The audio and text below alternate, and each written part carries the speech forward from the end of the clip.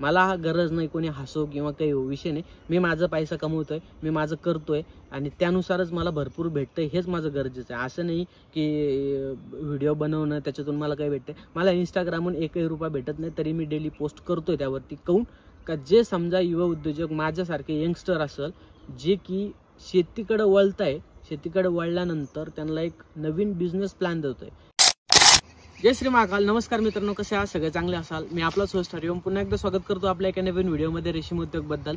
मागचा व्हिडिओ जो की मी टाकला होता बीडचा मार्केटला, त्यामध्ये मी मार्केटचं पूर्णपणे सांगितलं होतं तुम्हाला. तो व्हिडिओ जर नसेल बघितला तर ह्या चॅनलला अपलोड केलेला आहे, तो व्हिडिओ नक्की बघा. कारण की त्यामध्ये मी टोटल इन्फॉर्मेशन दिली होती की आपण बीड मार्केट कसं असतं, तिथं वजन कसं असतं, म्हणजे तिथं नेमकं व्यापारी वगैरे कसं चेक करतात, कसं भाव ठरतो, किती केजी, आपलं पूर्णपणे डिटेल मी त्यामध्ये सांगितली होती. त्याच्या मागचे जो व्हिडिओ टाकला होता त्याच्यामध्ये सांगितलं होतं आपल्याला 2 दिवस लागले होते कोर्स वेचायला.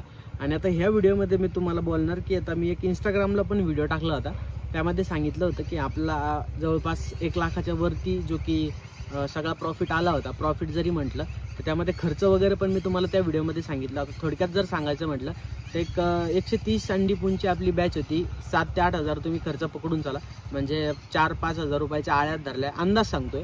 1,000चं सामान वगैरे झालं, जे की आपण विजेता, सप्लिमेंट, पावडर वगैरे झालं, दुसरं चुना वगैरे झालं, खालचा पेपर वगैरे झाला, ते 1000 रुपयात भेटून जाते इझिली. कारण की 40-50 रुपये एका पुढेची प्राईस असते, त्याला काही खर्च नसतो.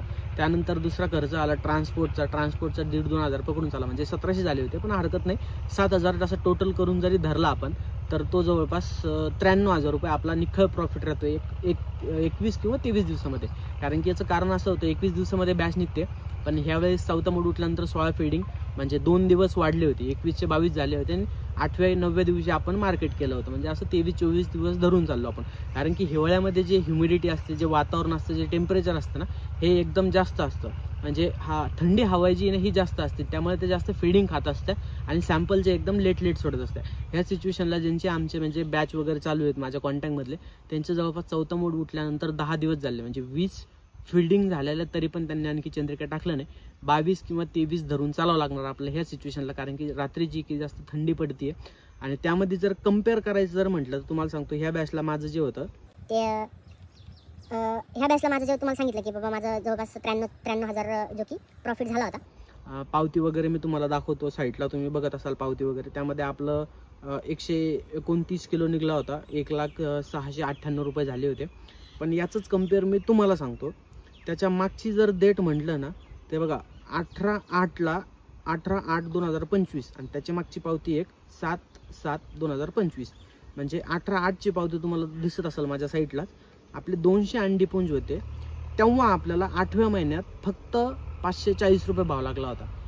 आता याच्यामध्ये डिफरंट सांगायचं म्हटलं तर 540 रुपये भाव याच्यामध्ये लागला होता. तेव्हा ना थोडा पावसाळा टाईप होता आणि भरपूर शेतकऱ्यांची बॅच जे आहे ना सक्सेस होत होत्या आणि जास्तीत जास्त लॉट तेव्हा येत होते. त्यामुळे भाव जे जास्त लॉट असला तर भाव थोडा मीडियम लागत असतो. पण ह्या सिच्युएशनला आपल्याला जे 780 जेव्हा आपण मार्केट टॉप केलं होतं, सगळ्यात वरती आपण होतो, तेव्हा एकदम कमी लॉट होते, म्हणजे 39 लॉट होते फक्त. त्यामुळे आपल्याला जास्त भाव लागला होता. आणि सध्या हिवाळ्यामध्ये ना जास्त भाव चालू आहे जो की मार्केटला, कारण की लॉट कमी येत आहे. मार्केट हे कमी म्हटल्यानंतर साहजिक भाव आपल्याला जास्तच भेटणार. त्यामध्ये मी तुम्हाला एक दुसरी पावती दाखवते आपली. हे बघा 18/8/2025 तुम्ही वरती बघा, 200 अंडीपुंज होते, आपल्याला 540 रुपये पर केजीला भाव लागला होता. 200ला आपलं 110 किलो 110.100 ग्राम, म्हणजे 110 किलो अप्रॉक्सिमेटली आपल्याला किलो निघला होता. त्यानंतर डागी असं धरून जवळपास जरी म्हटलं तर ते 125 पर्यंत जात होतं.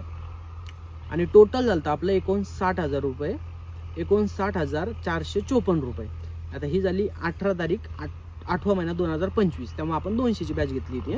आता ह्यामध्ये फरक तर मी तुम्हाला सांगितलं की सध्याच्या बॅचला आणि मागच्या 8व्या महिन्याच्या बॅचला काय फरक होता म्हणून. आता त्यानंतरचं आणखी एक तुम्हाला पावती दाखवतो, साईटला दिसत असेल, 7/7/2025, म्हणजे 7 तारीख 7वा महिना 2025. त्यामध्ये आपली 150ची बॅच होती. 150ची बॅच होती, 515 रुपये भाव लागला होता पर केजीला. म्हणजे तेव्हा ह्यो भाव आम्हाला भरपूर जास्त होता. म्हणजे त्या सिच्युएशनला 7व्या-8व्या महिन्यात ह्यो जो भाव आहे हे सगळ्यात टॉप ठरत होता, कारण की लॉट जास्त येत होते. त्यामध्ये आपल्याला 150ला 152 किलो निघला होता. 152 म्हणजे ॲव्हरेजला ॲव्हरेज. आता ह्यामध्ये कसं असतं, ॲव्हरेजला ॲव्हरेज आपण काढतो, पण कधी कधी आधी हे सांगतो, मग तुम्हाला ते नंतर गोष्टीवर बोलतो. 115 रुपये भाव लागला होता पर केजीला. 152.900 म्हणजे 153 किलो निघला होता. त्याला आपल्याला झालं टोटल 78,744. याच्या डागीडुगी दावून धरला. डागीडुगीमध्ये आपला एक्सटर्नल जो खर्च राहतो आपला त्यामध्ये जातो आणि 78 म्हणलं तर 75 तुम्ही पकडून चाला. म्हणजे 75,000 7व्या महिन्यात आणि 8व्या महिन्यात जे की 60,000 रुपये झाले, पण आपण त्याचे समजा 55,000 पकडले आणि जे की आजचा महिना त्याला जवळपास 93,000 रुपये. आता ह्यामध्ये सगळ्या पावत्या मी तुम्हाला दाखवल्या, पण यामध्ये फरक काय असतो.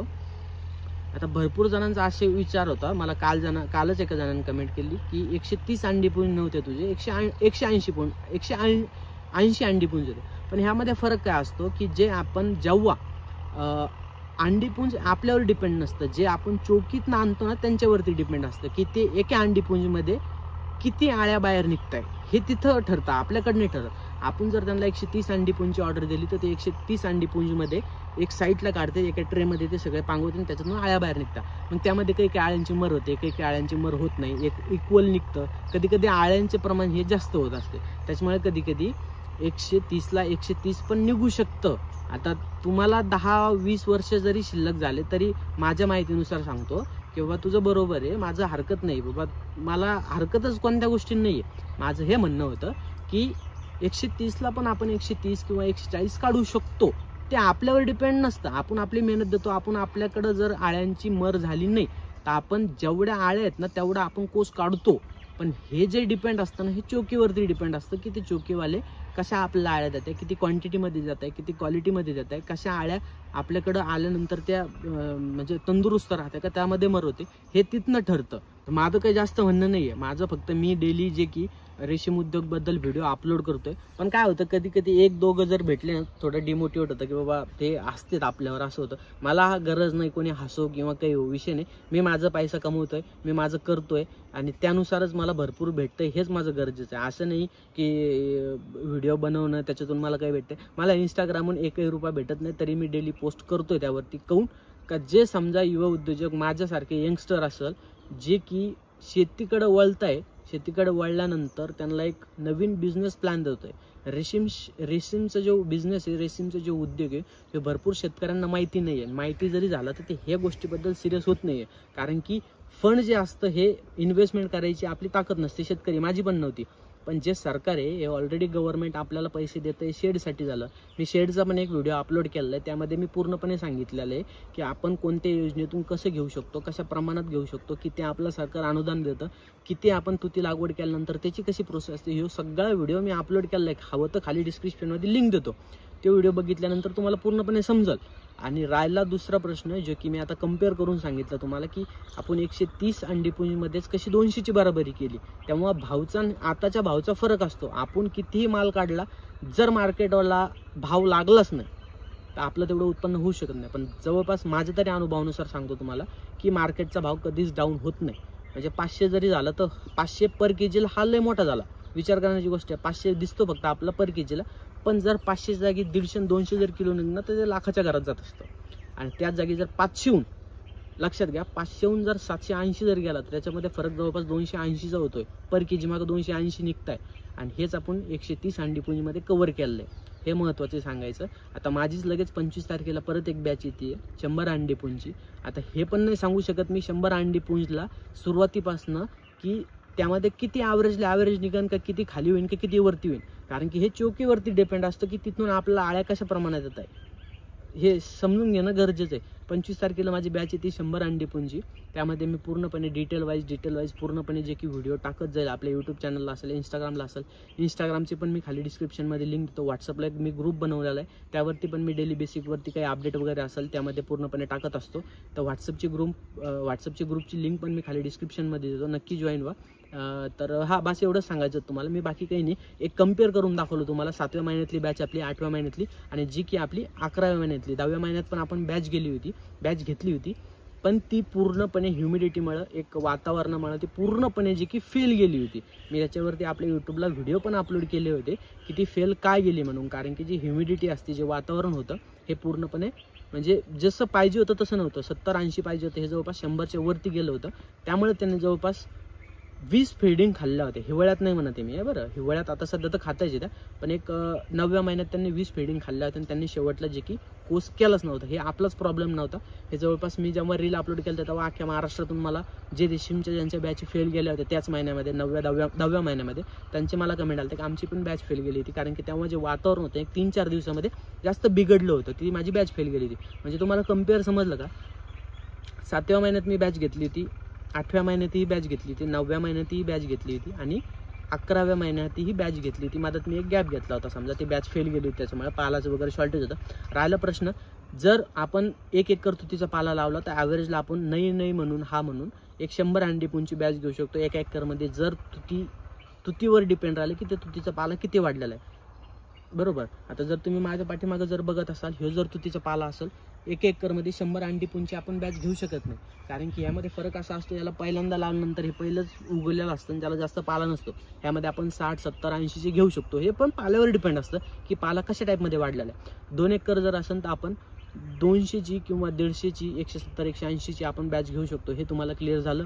आता त्यानंतर राहिला विषय, आता मी तुम्हाला पूर्णपणे 25 तारखेपासून एक अपडेट डेट जाईल की नेमकं आपण आणतो कसे, शेडमध्ये ठेवतो कसे, त्याला टेम्परेचर कसं मेंटेन ठेवतो, हिवाळ्यामध्ये आपण नेमकं काय केलं शेडमध्ये, हे तुम्हाला मी नेक्स्ट व्हिडिओमध्ये सांगेल. कारण की आता 20 तारीख म्हटल्यानंतर 21 तारखेला मी हा व्हिडिओ अपलोड करतोय. 22, 23, 24, 25ला बॅच लगेच येते. आता हे 25 तारखेला बॅच येते, हे पण आपल्यावर कन्फर्म नसतं. जेव्हा तिथं दुसरा मोड बसल तेव्हा ते त्यांच्यावरती डिपेंड असतं की ते आपल्याला बॅच कधी प्रोव्हाइड करताय म्हणून. ते आपल्यावर पण नसतं, आपल्यावर फक्त डिपेंड असतं की तिसरा मोड, चौथा मोड त्यांना पाला खाऊ घालणं, त्यांचा प्रॉपरपणे पूर्ण काळजी घेणं, कोर्स तयार करणं. 100 अंडीपूंचला मी गॅरंटी देऊ शकत नाही की आपल्या 100ला 100 किलो निघल म्हणून. गरजेचं नाही आहे गॅरंटी देणं. महत्त्वाचं काय आहे, जर तिकडनं आपल्याला सक्सेस पूर्णपणे 100% पैकी त्यांची जी की बॉडी, जी त्यांची आळ्यांची सिच्युएशन ही जर 100% पूर्णपणे प्रॉपर असेल तर आपण ॲव्हरेज करू शकतो. जर तिकडनंच जर नसेल तर आपण इकडे कितीही प्रयत्न केला तर ते होऊ शकत नाही. हे समजलं तुम्हाला पूर्णपणे. तर ठीक आहे, ह्या व्हिडिओमध्ये एवढंच 3 व्हिडिओचं मी तुम्हाला कम्पेअर करून सांगितलं. आणि एक माझं 22 ते 24 दिवसामध्ये 93,000 रुपये मी काढलेले आहेत ह्या बॅचला. आता परत त्याच्यामुळेच बॅच घेतलेली. मी हळूहळूच खेळणार आहे, कारण की माझ्याकडे पाला आहे आणि ह्या सिच्युएशनला जास्त पाला खात आहे, त्याच्यामुळे मी 100-150मध्येच बॅच घेणार आहेत. तर ठीक आहे, खूप खूप धन्यवाद तुमचा असा सपोर्ट राहू द्या. तर ठीक आहे, या व्हिडिओमध्ये एवढंच. व्हिडिओ आवडला असेल तर लाईक करा, नवीन असेल तर चॅनलला सबस्क्राईब करा. तर भेटूया पुन्हा एकदा नवीन व्हिडिओमध्ये. तोपर्यंत काळजी घ्या. Tata, bye bye.